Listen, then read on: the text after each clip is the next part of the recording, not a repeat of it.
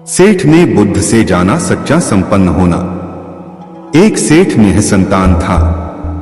अपार संपत्ति का मालिक होने के बावजूद सेठ का लोभ बरकरार था। संतान न होने का दुहक उसे बहुत था और इस कारण वह न जाने कितने फकीर, बाबा और पंडितों के दर पर माथा टेक चुका था, किंतु नतीजा शून्य रहा। एक बार सेठ के नगर में बुद्ध का आगमन हुआ। सेठ ने उनकी बहुत ख्याति सुनी तो अगले ही दिन उनसे मिलने पहुंचा।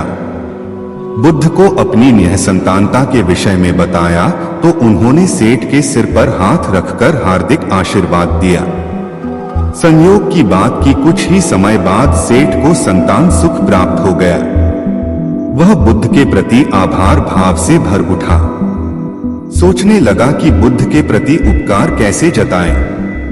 विचार करने के उपरांत उसने एक बक्से में बेशकीमती हीरे जवाहरात रखे और बुद्ध के पास पहुंचा। बुद्ध को प्रणाम निवेदित कर सेठ बोला, महाराज, आपकी कृपा से मुझे संतान का मुख देखने को मिला। मैं आपके लिए कुछ करना चाहता हूँ, सो यह तुच्छ भेंट लाया हूँ। बुद्ध ने हीरे जवाहरात देखते ही अस्वीकार कर दिए। उन्होंने कहा, मेरे लिए धन व्यर्थ है, इसे तुम ही रखो। जब सेठ अधिक आग्रही हुआ तो बुद्ध बोले, मैं निर्धनों से दान नहीं लेता। आश्चर्यचकित सेठ ने कहा, पर मैं तो निर्धन नहीं हूं। अपार धन संपत्ति मेरे पास है। मेरी तिजोरियां सोने चांदी, गहनों व जवाहरातों से भरी हुई हैं। रात दिन परिश्रम कर मैं इस संपत्ति को दिन दूनी रात चौगुनी कर रहा हूं, फिर मैं निर्धन कैसे हूं? तब बुद्ध ने समझाया, इसका आशय यह है कि तुम अपनी वर्तमान संपत्ति से तृप्त नहीं हो और अतृप्त व्यक्ति निर्धन ही तो होता है, क्योंकि सच्चा संपन्न तो वह है जो तृप्त हो। बुद्ध की बातों ने सेठ की आंखें खोल दी।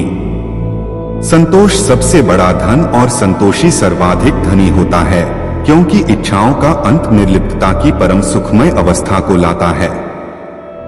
बुद्ध की सिखावन। भगवान बुद्ध की धर्मसभा में एक व्यक्ति प्रतिदिन जाया करता था और उनके प्रवचन सुना करता था। उसका यह क्रम 1 महीने तक चला, लेकिन उसके जीवन पर इसका कोई प्रभाव नहीं पड़ा। बुद्ध बार बार समझाते थे, लोभ, द्वेष और मोह पाप के मूल हैं। इन्हें त्यागो, पर वह बेचारा इन बुराइयों से बचना तो दूर, इनमें और फंसता ही जा रहा था। बुद्ध कहते थे, क्रोध करने वाले पर जो क्रोध करता है उससे उसका ही अहित होता है, पर जो क्रोध का जवाब क्रोध से नहीं देता वह एक भारी युद्ध जीत लेता है। हैरान होकर वह बुद्ध के पास गया और उन्हें प्रणाम निवेदन करके बोला, भते, 1 महीने से मैं आपके प्रवचन सुन रहा हूं, लेकिन मुझ पर उनका जरा भी असर नहीं पड़ा। बुद्ध ने मुस्कुराकर उसकी ओर देखा और कहा, अच्छा, कहाँ के रहने वाले हो? श्रावस्ती का। यहाँ राजगृह से श्रावस्ती कितनी दूर है? उसने बता दिया। कैसे जाते हो वहां? सवारी से। कितना समय लगता है? इतना, उसने हिसाब लगाकर बता दिया। ठीक, अब यह बताओ, यहां बैठे बैठे राजगृह पहुंच गए, यह कैसे हो सकता है? वहां पहुंचने के लिए तो चलना होगा। बुद्ध ने बड़े प्यार से कहा, तुमने सही कहा, चलने पर ही मंजिल पर पहुंचा जा सकता है। इसी तरह अच्छी बातों पर असर तभी पड़ता है जब उन पर अमल किया जाए। उपदेश का मोल। गौतम बुद्ध एकांत स्थान पर बैठकर साधना में लीन थे। कुछ देर के पश्चात उन्होंने अपनी आंखें खोली तो अपने प्रिय शिष्यों को सामने पाया। सभी शिष्य गौतम बुद्ध से कुछ जानने के लिए आतुर थे। एक शिष्य ने आगे बढ़कर कहा, भंते, हम जानना चाहते हैं कि उपदेशों का वास्तविक मोल क्या होता है। शिष्यों को संबोधित करते हुए भगवान बुद्ध बोले, यह आवश्यक नहीं कि कोई भी साधु संत पूर्ण व्याख्या करके ही उपदेश दे, बल्कि वह किसी भी कार्य अथवा इशारे मात्र से भी उपदेश का महत्व समझा सकता है।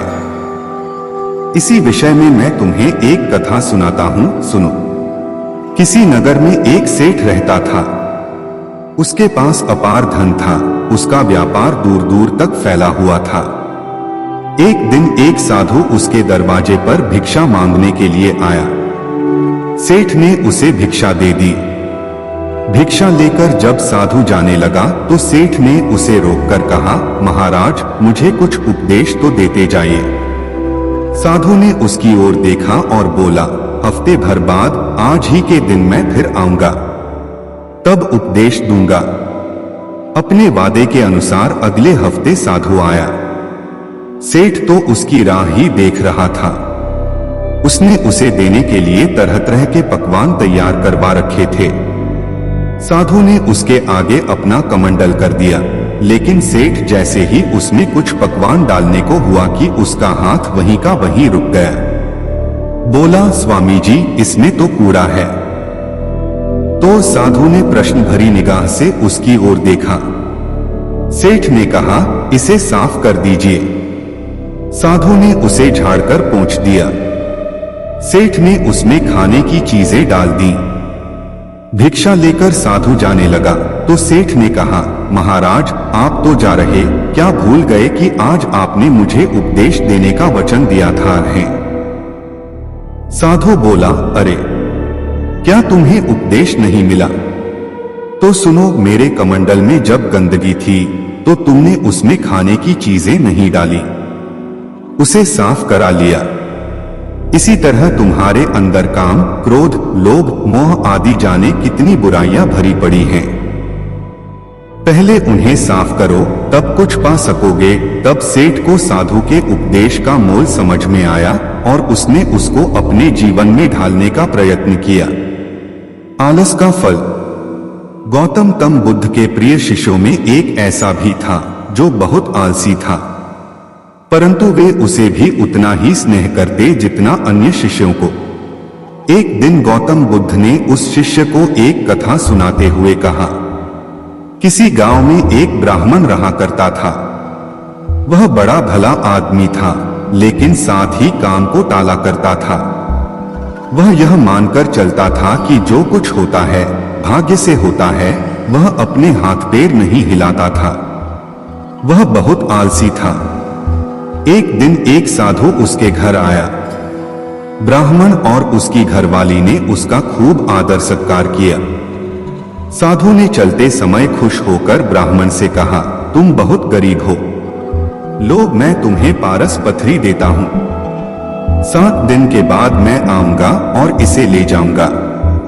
इस बीच तुम जितना सोना बनाना चाहो बना लेना। ब्राह्मण ने पथरी ले ली। साधु चला गया। उसके जाने के पश्चात ब्राह्मण ने घर में लोहा खोजा, उसे बहुत थोड़ा लोहा मिला।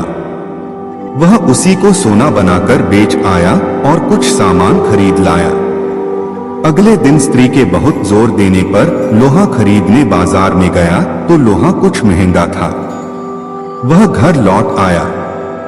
2-3 दिन बाद फिर वह बाजार गया तो पता चला कि लोहा अब पहले से भी महंगा हो गया है। कोई बात नहीं, उसने सोचा, 1-2 दिन में भाव जरूर नीचे आ जाएगा, तभी खरीदेंगे। किंतु लोहा सस्ता नहीं हुआ और दिन बीतते गए। 8वें दिन साधु आया और उसने अपनी पथरी मांगी तो ब्राह्मण ने कहा, महाराज मेरा तो सारा समय यूं ही निकल गया, अभी तो मैं कुछ भी सोना नहीं बना पाया। आप कृपा करके इस पथरी को कुछ दिन मेरे पास और छोड़ दीजिए। लेकिन साधु राजी नहीं हुआ। उसने कहा, तुम जैसा आदमी जीवन में कुछ नहीं कर सकता। तुम्हारी जगह और कोई होता तो कुछ का कुछ कर डालता। जो आदमी समय का उपयोग नहीं जानता वह कभी सफल नहीं होता। ब्राह्मण पछताने लगा, पर अब क्या हो सकता था। साधु पथरी लेकर जा चुका था। उसे अपने आलस और भाग्य पर जरूरत से ज्यादा यकीन की कीमत चुकानी पड़ी। इसलिए कहा जाता है कि आलस आदमी का सबसे बड़ा दुश्मन होता है। शिष्य अब बुद्ध के कहने का तात्पर्य समझ चुका था। उसने कसम खाई कि वह आज के बाद आलस को त्याग देगा। इसके पश्चात उसने कभी आलस नहीं किया। सांच को आंच नहीं। एक दिन भगवान बुद्ध अपने शिष्यों को सच का उपदेश दे रहे थे। सच्चाई पर आधारित कथा सुनाते हुए भगवान बुद्ध बोले, किसी नगर में एक जुलाहा रहता था। वह बहुत बढ़िया कंबल तैयार करता था। एक दिन उसने एक साहूकार को 2 कंबल दिए। साहूकार ने 2 दिन बाद उनका दाम ले जाने को कहा। साहूकार दिखाने को तो धर्म क्रम करता था, माथे पर तिलक लगाता था, लेकिन मन उसका मैला था। वह अपना रोजगार छलकपट से चलाता था। 2 दिन बाद जुलाहा अपना पैसा लेने आया तो साहूकार ने कहा, मेरे यहाँ आग लग गई, उसमें दोनों कंबल जल गए, तो अब मैं दाम क्यों दूं? जुलाहा बोला, यह नहीं हो सकता, मेरा धंधा सच्चाई पर चलता है और सच में कभी आग नहीं लग सकती। जुलाहे के कंधे पर एक कंबल पड़ा था। उसे सामने करते हुए उसने कहा, यह लो, लगाओ इसमें आग। साहूकार बोला, मेरे यहाँ कंबलों के पास मिट्टी का तेल रखा था, कंबल उसमें भीग गए थे, इसलिए जल गए। जुलाहे ने कहा, तो इसे भी मिट्टी के तेल में भिगो लो। काफी लोग वहां इकट्ठे हो गए। सबके सामने कंबल को मिट्टी के तेल में भिगोकर आग लगा दी गई। लोगों ने देखा कि तेल जल गया, लेकिन कंबल जैसा था वैसा बना रहा। जुलाहे ने कहा, याद रखो, सांच को आंच नहीं। साहूकार ने लज्जा से सिर झुका लिया और जुलाहे के पैसे चुका दिए। सच ही कहा है कि जिसके साथ सच होता है उसका साथ तो भगवान भी नहीं छोड़ता। सिद्धार्थ से गौतम।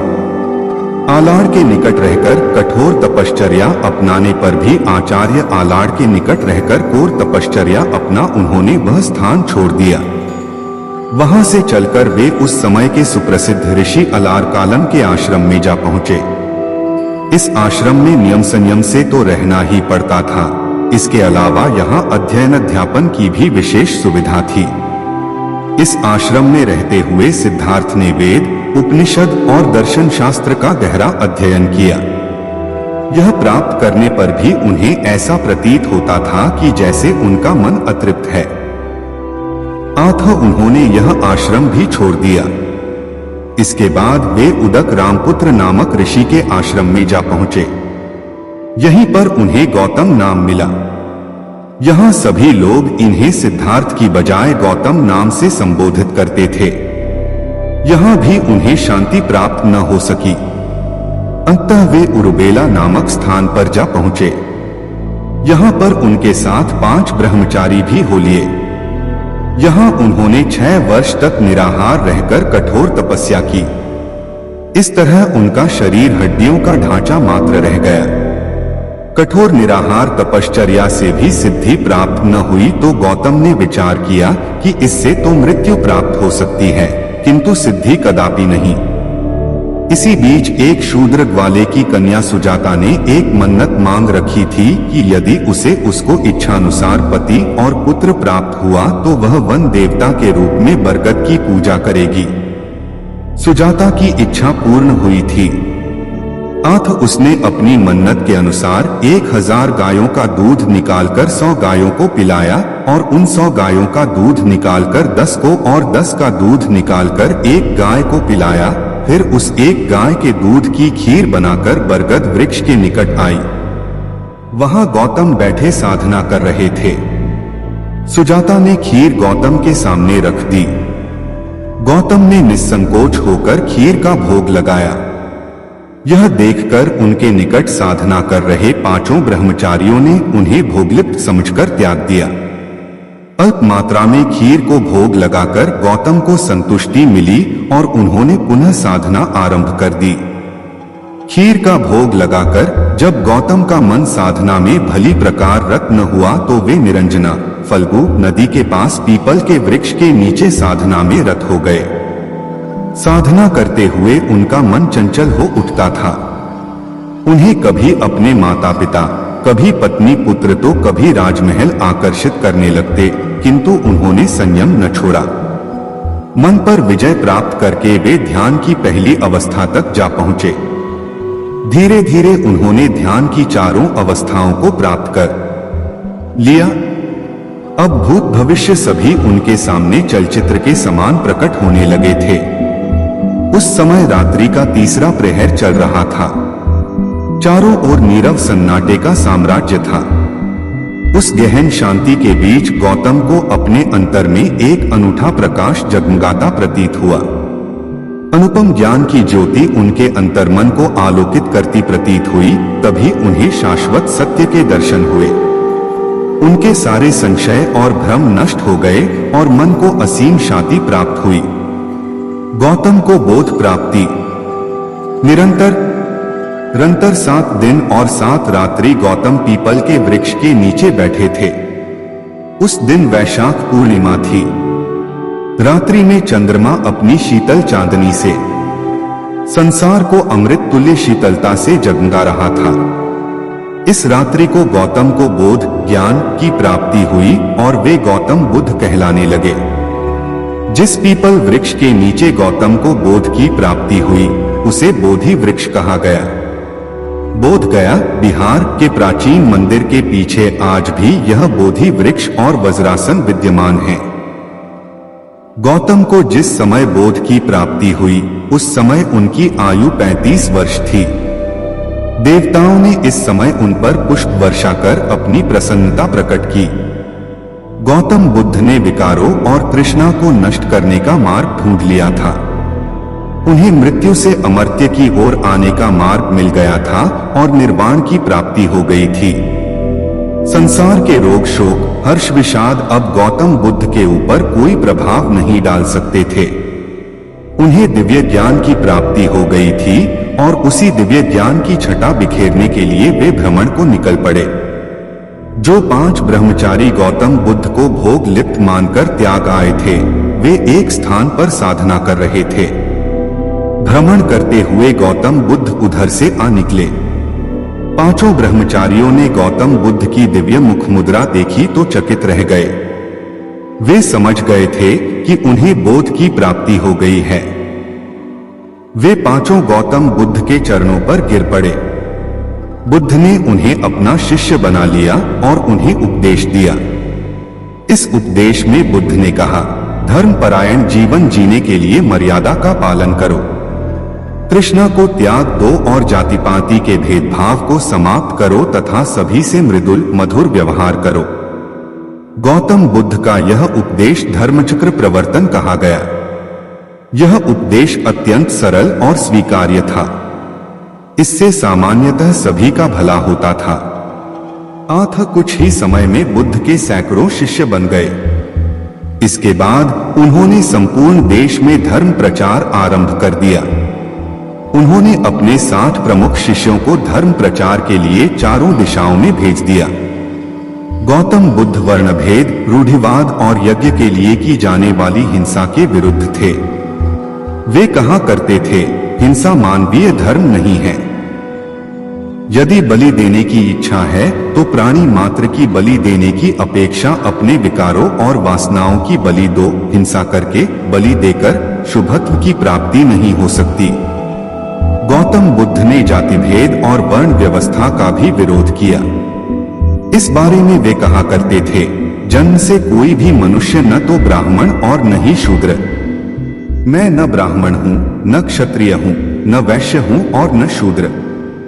ये सभी धर्म के आडंबर मात्र हैं। मैं एक सामान्य जन हूँ। जब कोई व्यक्ति संघ में सम्मिलित होता तो उससे उसके जाति धर्म के बारे में कुछ भी नहीं पूछा जाता था। उससे केवल 3 बार निम्न उच्चारण कराया जाता था, बुद्धं शरणं गच्छामि, संघ शरणं गच्छामि, धर्म शरणं गच्छामि। यह सूत्र उच्चारण करने पर श्रद्धालु को संघ में सम्मिलित कर लिया जाता। कुछ अलग करना है तो भीड़ से हटकर चलो। भीड़ साहस तो देती है पर पहचान छीन लेती है। अभी तो इस बाज की असली उड़ान बाकी है। अभी तो इस परिंदे का इम्तिहान बाकी है। अभी अभी मैंने लांघा है समुद्रों को। अभी तो पूरा आसमान बाकी है। गलत पासवर्ड से एक छोटा सा मोबाइल का लॉक तक नहीं खुलता। गलत तरीके से जिंदगी जीने से जन्नत के दरवाजे कैसे खुलेंगे। दुनिया के सबसे ज्यादा सपने इस बात ने तोड़े हैं कि लोग क्या कहेंगे। सपनों को पाने के लिए समझदार नहीं, पागल बनना पड़ता है। जिंदगी में अगर बुरा वक्त नहीं आता तो अपनों में छुपे हुए गैर और गैरों में छुपे हुए अपनों का कभी पता न चलता। अगर आप सही हो तो कुछ सही साबित करने की कोशिश ना करो, बस सही बने रहो। गवाही खुद वक्त देगा। सुनो, मत करना भरोसा गैरों पर, क्योंकि चलना तुम्हें है अपने ही पैरों पर। मुश्किल वक्त दुनिया का सबसे बड़ा जादूगर है, जो एक पल में आपके चाहने वालों के चेहरे से नकाब हटा देता है। सबसे बड़ा रोग क्या कहेंगे लोग। उठो, जागो, बढ़ो और तब तक मत रुको जब तक कि लक्ष्य न प्राप्त हो जाए। इंतजार करने वालों को सिर्फ उतना मिलता है जितना कोशिश करने वाले छोड़ देते हैं। मेहनत इतनी खामोशी से करो कि सफलता शोर मचा दें। आप तब तक नहीं हार सकते जब तक आप कोशिश करना नहीं छोड़ देते।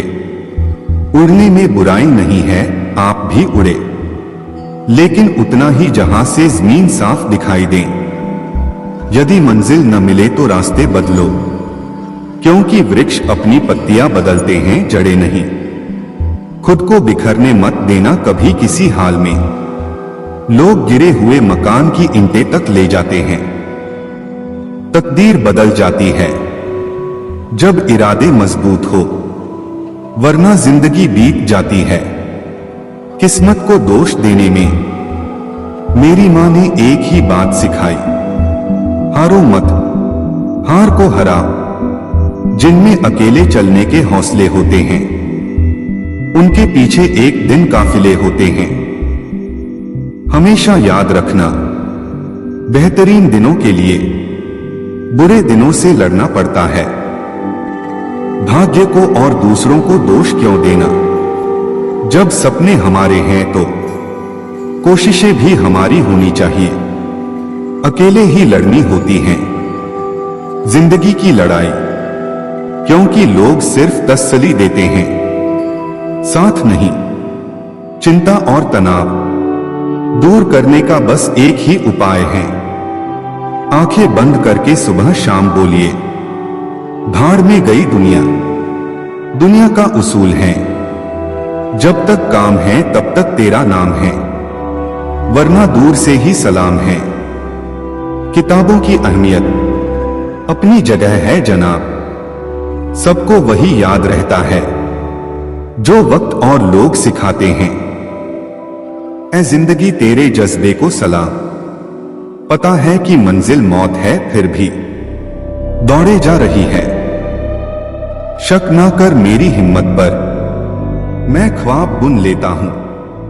टूटे धागों को जोड़कर पहचान कफन से नहीं होती है दोस्तों, लाश के पीछे काफिला बयां कर देता है। रुतबा किसी हस्ती का है, जहां आपकी अहमियत नहीं होना वहां जाना बंद कर दो।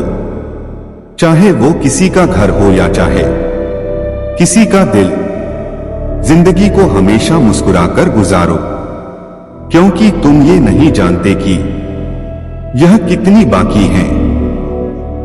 मुकाम वो चाहिए कि जिस दिन भी हारो उस दिन जीतने वाले से ज्यादा। मेरी हार के चर्चे हो उम्र जाया कर दी लोगों ने, औरों के वजूद में नुक्स निकालते निकालते इतना ही खुद को तराशा होता तो फरिश्ते बन जाते। गीता में स्पष्ट शब्दों में लिखा है, निराश न होना, कमजोर तेरा वक्त है, तू नहीं।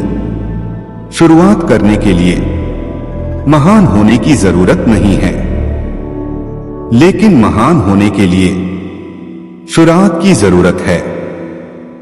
धैर्य कड़वा है लेकिन इसका फल मीठा है, ठोकर वही शख्स खाता है जो रास्ते का पत्थर नहीं उठाता है। डर कहीं और नहीं, बस आपके दिमाग में होता है।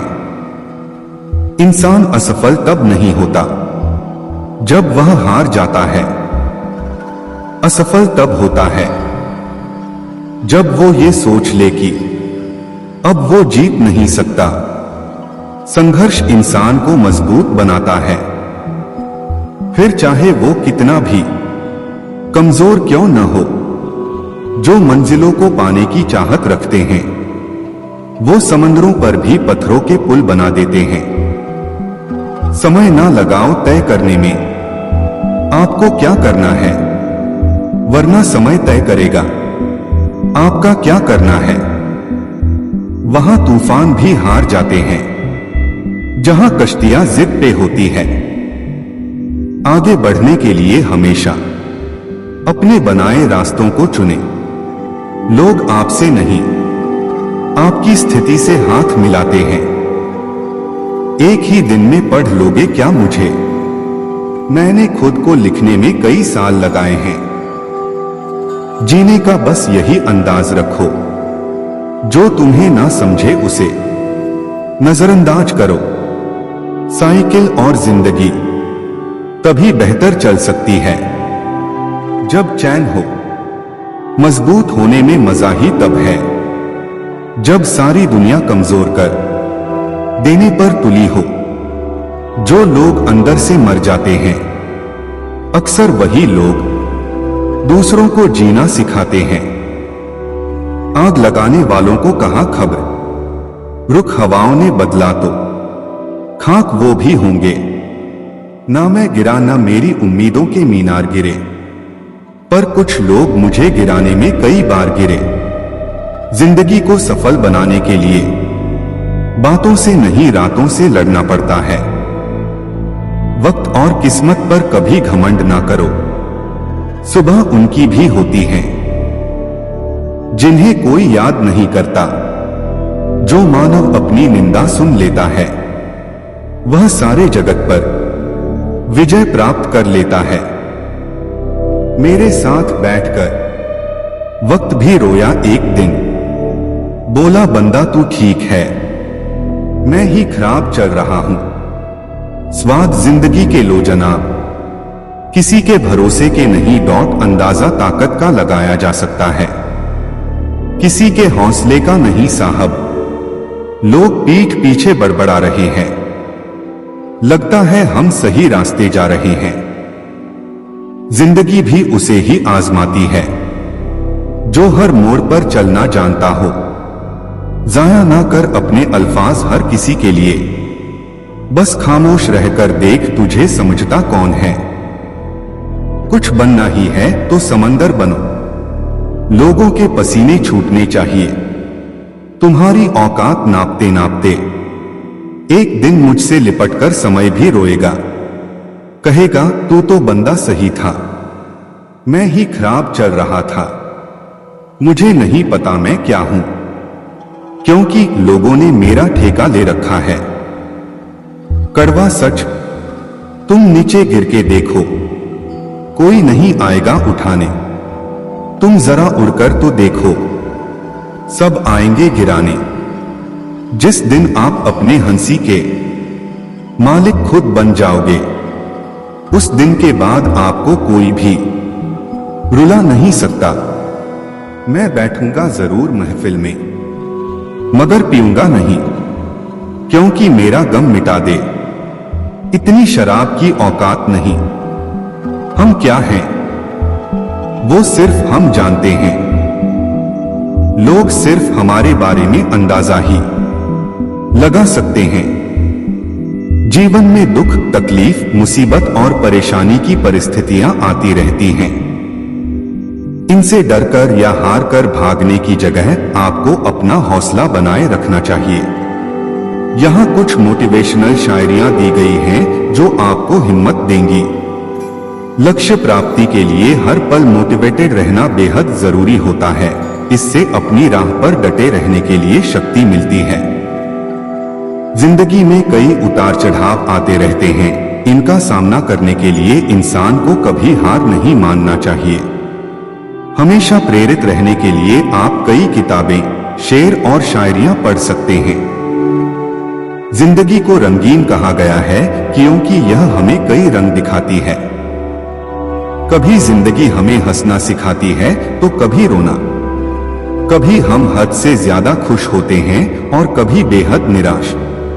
कई बार ऐसा होता है कि जी जान से मेहनत करने के बाद भी हमें वो नहीं मिलता है जिसके हम हकदार होते हैं।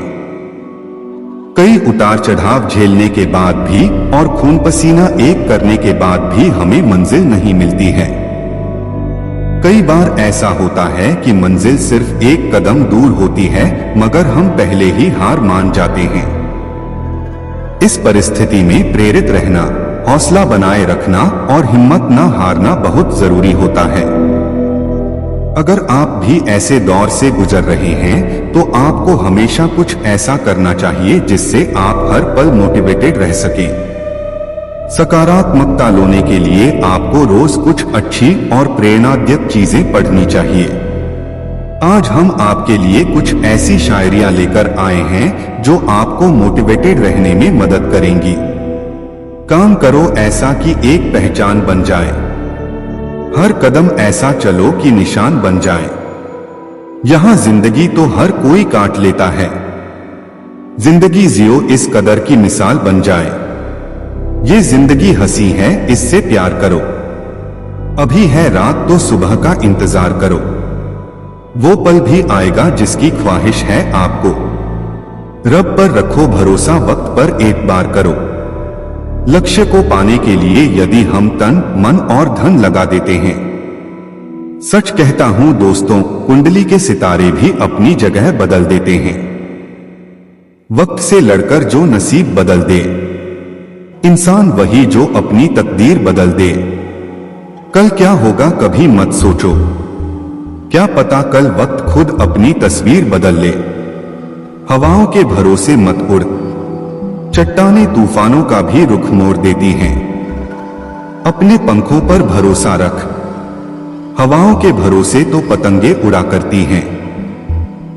बेहतर से बेहतर की तलाश करो, मिल जाए नदी तो समंदर की तलाश करो। टूट जाता है शीशा पत्थर की चोट से, टूट जाए पत्थर ऐसा शीशा तलाश करो। जिंदगी बहुत हसीन है, कभी हंसाती है तो कभी रुलाती है, लेकिन जो जिंदगी की भीड़ में खुश रहता है, जिंदगी उसी के आगे सिर झुकाती है।